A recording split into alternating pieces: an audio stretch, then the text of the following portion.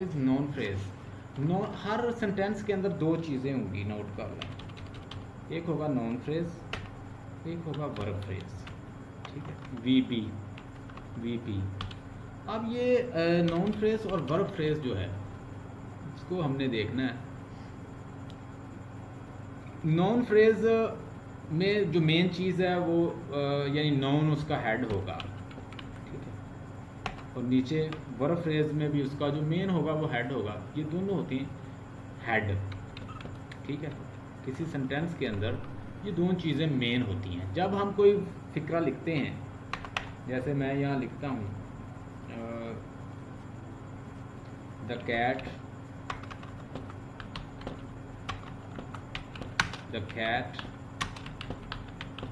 Catches या cot the rat, ठीक है। आपने ग्रामर पढ़ी होगी थोड़ी बहुत, आपको पता होगा।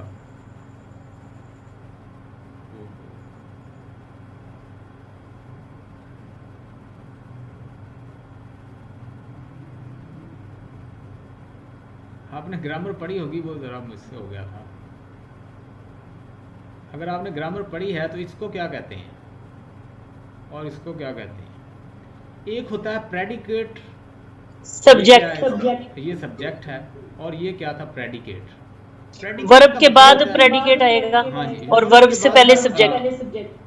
The cat caught the rat, यानी ये जो है इसका सब्जेक्ट का हिस्सा है और ये प्रेडिकेट है सारा। वर्ब भी उसमें ही आता है। वर्ब में प्रेडिकेट किस में आता है, प्रेडिकेट के अंदर। अब जो चीज़ सब्जेक्ट के बारे में बताए, जो चीज़ सब्जेक्ट के बारे में बताती है कि वो क्या कर रहा है या उसके साथ क्या हो रहा है, वो क्या होती है, प्रेडिकेट। ये नोट कर ले मेन चीज़ जो है। So it is a predicate. अब ये जो हिस्सा है ये है नाउन फ्रेज। क्या है ये, नाउन फ्रेज। ये वाला क्या है, ये है सारा वर्ब फ्रेज। अब सारी गेम इसकी है। अगर जो बच्चा ये समझ गया कि वर्ब फ्रेज क्या होता है, नाउन फ्रेज क्या होता है, वो ये समझ जाएगा, नहीं तो वो कंफ्यूज रहेगा। और मेन चीज़ इसमें होती है हेड। अच्छा, कुछ चीज़ें जो हम अभी डिस्कस करेंगे वो होंगी ऑप्शनल, उसको मैं लिखूंगा इसके अंदर, ब्रैकेट के अंदर। किसके अंदर लिखूंगा, ब्रैकेट के अंदर। मैं अभी आपके सामने कुछ लिखता हूँ। मैं लिखता हूँ द बिग रेड अगली एप्पल। द बिग, ये मैं इसलिए थोड़ा सा आज करवा रहा हूँ, मैं कह रहा हूँ कि आपको थोड़ा सा आइडिया हो जाए, तो इसकी समझ ही नहीं आनी आपको। अच्छा, यहाँ पे हाँ जी, मैं आपके सामने लिखता हूँ द बिग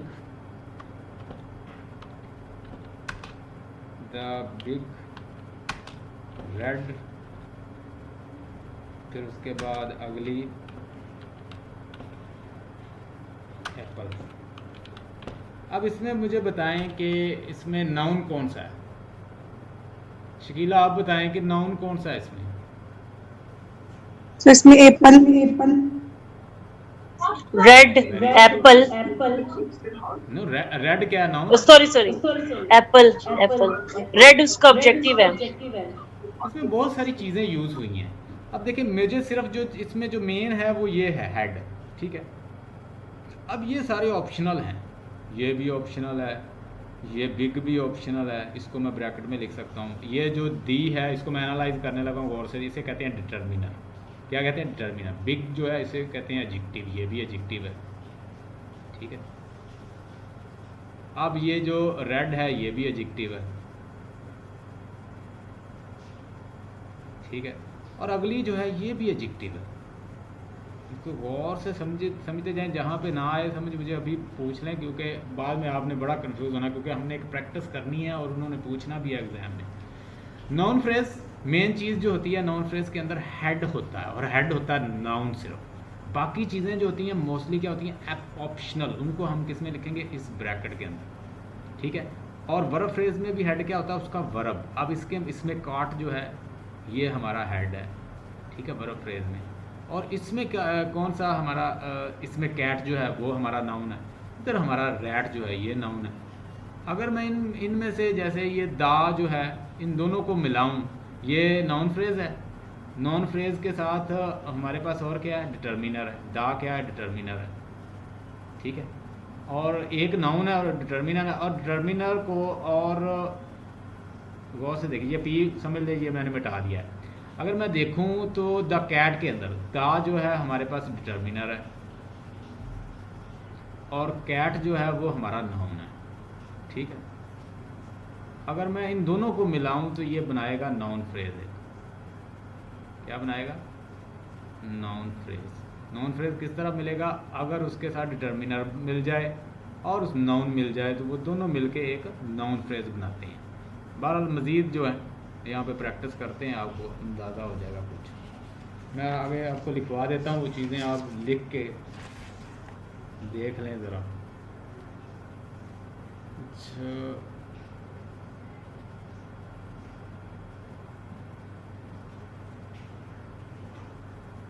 स्टॉप करें ज़रा।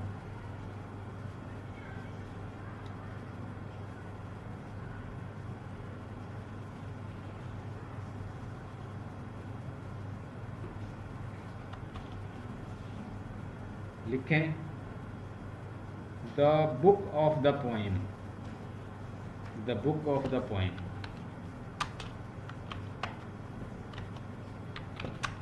The book of the poem. इसको थोड़ा सा एनालाइज करते हैं कि इसके अंदर क्या क्या है।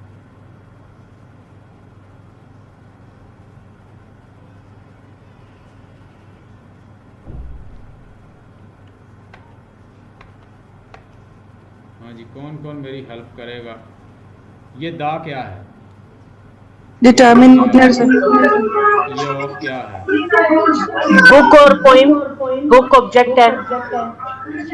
नहीं जी ऑब्जेक्ट मैंने नहीं पूछा, मैंने आपसे बस ये पूछा कि अगर इसको हम देखें तो ये कौन सा पार्ट ऑफ स्पीच बनता है। दा क्या है, डिटर्मिनर। लिख लें इसके साथ हम लिखेंगे ये डिटर्मिनर है, ठीक है। बुक क्या है, बुक उसका नाउन है, ठीक है। और ये ऑफ जो है ये क्या है, preposition, ये प्रपोजिशन है। शकीला आप भी बोलें, दा क्या है। determiner सर, preposition मैंने ही बोला। अच्छा, वेरी गुड। पोएम क्या है, नाउन। noun, पोएम जो है वो नाउन। अब देखें अब हम जो इसमें चीज़ देखना चाह रहे हैं, अब देखिए मेन चीज़ जो है ये नाउन फ्रेज, ये नाउन फ्रेज है। अगर ये दोनों मिल जाएं तो ये क्या बन जाएगा, नाउन फ्रेज है। ऑफ द पोएम, ये सारा जो है ये क्या है, इसको कहेंगे हम प्रेपोजिशनल फ्रेज। क्या है, प्रेपोजिशनल फ्रेज। अब देखिए कहते हैं ना, कहते हैं through, on the way, in the way, she met me on the way, we caught him on the road. अब on the road, in the way, on the way, ये सारे प्रेपोजिशनल फ्रेज हैं। अब यहाँ से हमें पता चल गया प्रेपोजिशन। अब प्रेपोजिशन फ्रेज को हम मज़ीद तोड़ते हैं, ब्रेक डाउन करते हैं, तो इसके अंदर से क्या क्या निकलेगा। एक तो प्रेपोजिशन निकल आएगी, एक डिटर्मिनर निकल आएगा, एक नाउन निकल आएगा। और इन मज़ीद इनको हम जब मिलाएंगे तो फिर हम उनसे वो हमें प्रेपोजिशनल फ्रेज तक ले जाएगा। चूँकि जैसे ये दोनों मिलके क्या बनाएंगे, अगर ये दोनों मिल जाएं तो ये क्या बना देंगे, ये बना देंगे से नाउन फ्रेज। अब देखें ये ऑफ तो प्रपोजिशन है, मैं ऐसे लिख दूंगा ऐसे प्रपोजिशन। अब ये दोनों जो हैं, चूँकि ये एक नाउन है और एक डिटर्मिनर है, ये नाउन और डिटर्मिनर मिल के जब ये मिल जाएंगे तो ये बन जाते हैं नाउन फ्रेज। क्या बन जाते हैं, नाउन फ्रेज। जो भी चीज़ नाउन के साथ मिल जाएगी, क्योंकि नाउन हेड है ना, ज़रा थोड़ा सा सोचें, मैंने पहले बताया था नाउन जो है वो हेड है। हर सेंटेंस के अंदर नाउन और वर्ब ज़रूर होगा, यानी नाउन फ्रेज और वर्ब फ्रेज तकरीबन होंगे। जब ये दोनों होते हैं या दोनों में से एक होगा, तो अब नाउन फ्रेज जो चीज़ दूसरी या छोटी चीज़ जो है इनके साथ मिलके एक नई चीज़ फॉर्म कर लेगी। अब देखें, अब ये जो थे डिटर्मिनर था और ये नाउन था। पोएम नाउन है और दा जो था डिटर्मिनर, ये दोनों मिले तो इन्होंने नाउन फ्रेज बना दिया। अब ये दोनों ये प्रेपोजिशन के साथ मिल गया तो ये क्या फॉर्म करेगा, प्रेपोजिशनल फ्रेज। क्या बन जाएगा फिर, प्रेपोजिशनल फ्रेज। तो हमारी ये जो बात थी, जो मैंने ऊपर इसको प्रपोजिशन बोला था, तो वो मैंने कैसे प्रूव किया कि मैंने पहले पोएम को अलहदा किया, फिर मैंने दा को डिटर्मिनर, इन दोनों को अलहदा किया, इन दोनों को मिलाया, इन्होंने मुझे नॉन फ्रेज दे दिया, नॉन फ्रेज को मैंने जब प्रपोजिशन से मिलाया तो ये प्रपोजिशन फ्रेज जो है मेरी रिक्वायर्ड जो चीज़ थी वो बन गई। अब ये जो है ये क्या है, दा है डिटर्मिनर, ठीक है, ये क्या है, बुक नाउन, ठीक है। और जब भी डिटर्मिनर और नाउन आपस में मिलते हैं तो ये क्या फॉर्म करते हैं, कौन बताएगा? ये भी नाउन फ्रेज बना। Very good, Noun. तो ये नॉन फ्रेज बनाएंगे। ओके, आपको बातें समझ आ रही हैं। अब कुछ इधर चीजें सर जो नाउन हैं, हो गया ना हेड, इस हाँ हेड हो गया, तो ये नाउन फ्रेज बन गया ना। हाँ नॉन फ्रेज बन गया। मैंने आपको बताया ना कि ये दा जो है डिटर्मिनर है और ये बुक जो है ये क्या है, ये इसका नाउन है, और ये दोनों जब कंबाइन होंगे तो ये नाउन फ्रेज को बनाएंगे। अब मैं मज़ीद आपको चीज़ें दिखाना चाहता हूँ, लिख लें कि कुछ चीज़ें जो हैं हम ना ब्रैकेट के अंदर लिखेंगे, जो ब्रैकेट के अंदर लिखी होंगी शायद वो पूछ ले आपसे कि ये क्या बनता है, यानी नॉन फ्रेज, और साथ उन्होंने एक एरो बनाया होगा और आगे लिखा होगा डी, आगे एडजेक्टिव लिखा होगा, फिर प्रपोजिशन लिखा होगा, प्रपोजिशनल फ्रेज। अब बाज़ बात ये होता है कि एक से ज़्यादा जो होती हैं प्रपोजिशन इस्तेमाल की होती हैं, वो भी हम देखते हैं उसकी प्रैक्टिस करके। किधर गया, देखिए ना ये सारा टेक्निकल काम है तो ऐसे नहीं आता, थोड़ा सा समझना पड़ता है। मैं एक लिखता हूँ सेंटेंस, आपने वो मेरे साथ प्रैक्टिस करनी है उसकी।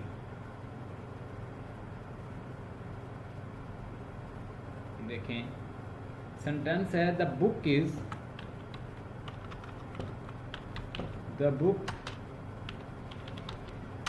ऑफ द poems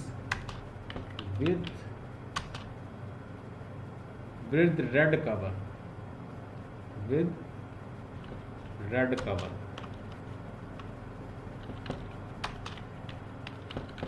हाँ जी, लेट्स डू प्रैक्टिस। चलो प्रैक्टिस करते हैं। अच्छा, आप मुझे अब सारे 1 बाय 1 बताएंगे, हिस्सा लें इसके अंदर।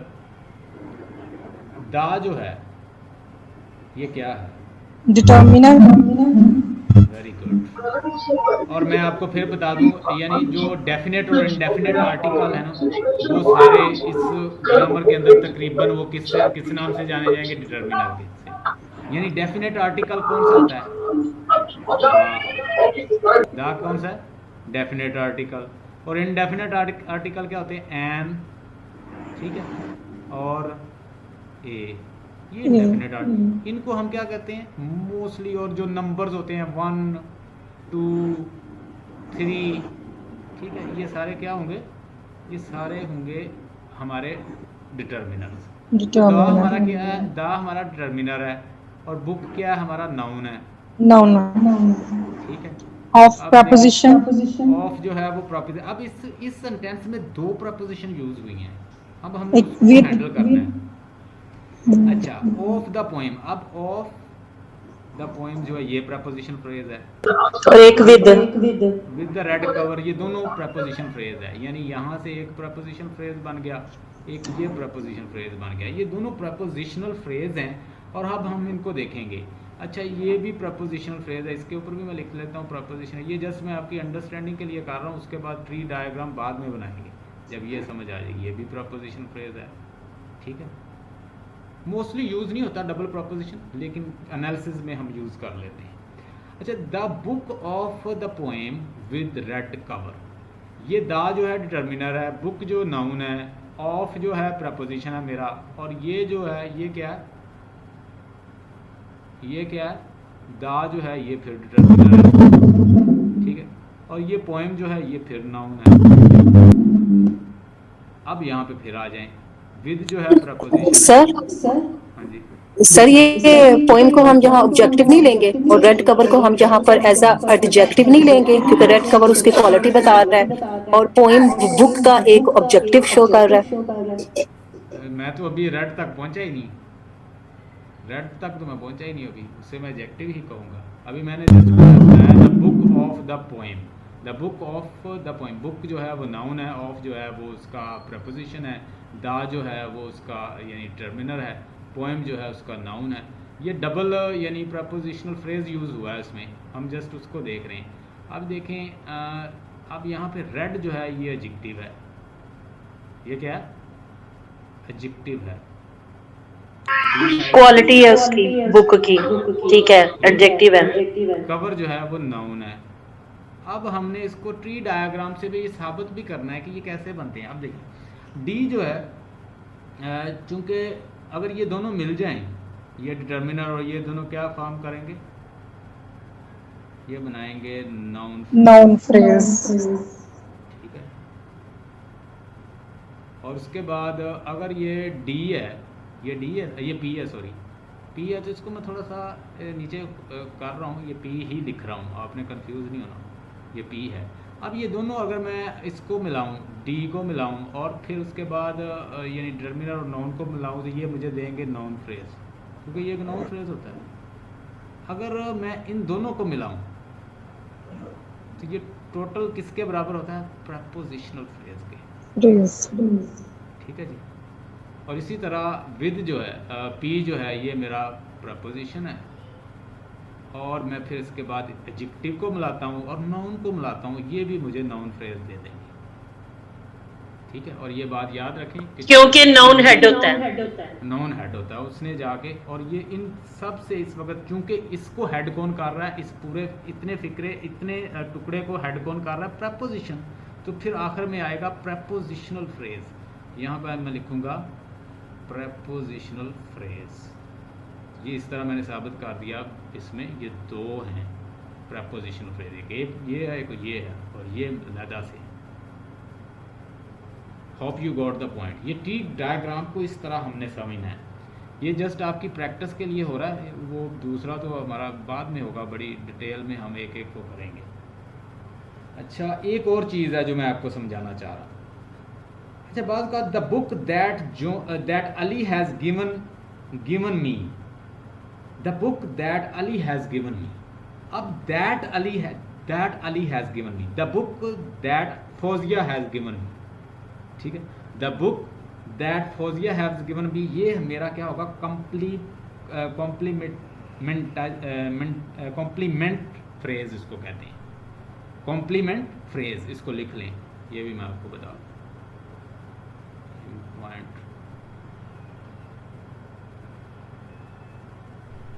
एक चीज़ और इसमें डिस्कस होती है, उसे कहते हैं कॉम्प्लीमेंटाइजर फ्रेज या complement phrase.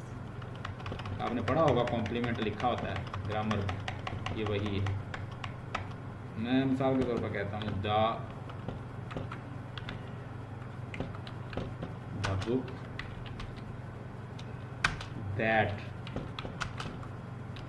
Fauzia has given me. अब इसमें मैं पहले आपको बता दूं, दैट के बाद जो आ रहा है ना सारा, ये है कॉम्प्लीमेंटाइजर फ्रेज। दैट के बाद जो आ रहा है ना, ये एक है इसका हिस्सा, और ये जो इतना क्या है, ये सारा कॉम्प्लीमेंटाइजर है। क्या है ये, कॉम्प्लीमेंटाइजर फ्रेज, इसको सीपी कहेंगे। इसे मैं क्या कहूँगा, CP. So let's do that, इसको करते हैं। ये क्या है, इसका डिटर्मिनर है। ठीक है, ये क्या है, इसका बताएं, ये क्या है, नाउन है। नाउन ये दोनों अगर मिलते हैं तो ये क्या बनाएंगे, नाउन फ्रेज। ठीक है। और इसी तरह इसको ले लें, दैट जो है, that Fauzia has given me, ये इसका सारा जो है क्या है, कॉम्प्लीमेंटाइजर फ्रेज है। उसको आप अलग से नाम दे लें, ये इसका मिनट से आप कह लें कि ये इसका डिटर्मिनर है, ये भी दैट, और ये जो है फौजिया जो है नाउन है। ठीक है, हैज़ गिवन मी, ये इसका ऑक्सिलरी है, वर्ब है, और इसका बाद ये इसका मेन वर्ब है, मी जो है ये प्रोनाउन है। ये ओवरऑल मिलके क्या देंगे हमें, कॉम्प्लीमेंटाइजर फ्रेज। क्या देंगे हमें, कॉम्प्लीमेंटाइजर फ्रेज। तो इस तरह हमने इन चीज़ों को, बाज़ औक़ात ये हो सकता है कि एक के अंदर दो कॉम्प्लीमेंटाइजर फ्रेज भी लगा सकते हैं, जैसे the fact that I like Apple, that you know, that I like Apple, इसमें डबल जो है कॉम्प्लीमेंटाइजर इस्तेमाल हुआ, लेकिन ये होता नहीं है, एनालिसिस के लिए ये इस्तेमाल कर लेते हैं। तो हम इन चीज़ों को देखेंगे। आप लिख लें कि जब भी किसी चीज़ को हम डबल यूज़ करेंगे, आप पहले लिखें नाउन फ्रेज, यहाँ पे लिखें नाउन फ्रेज, और ऐसे अगर ये तीर सा बना हुआ है तो इसको ब्रैकेट में क्या लिखेंगे, ये ऑप्शनल है, ये जो ब्रैकेट है ये क्या ऑप्शनल के लिए है। और उसके बाद एडजेक्टिव के साथ अगर ऐसे प्लस लिखा हुआ है कि इसका मतलब ये है कि आप ज़्यादा एडजेक्टिव इस्तेमाल कर सकते हैं। You can use multiple 2, 3, 4 adjective, जैसे मैंने पहले आपको इस्तेमाल करके दिया। फिर उसके बाद ये नाउन है, ठीक है।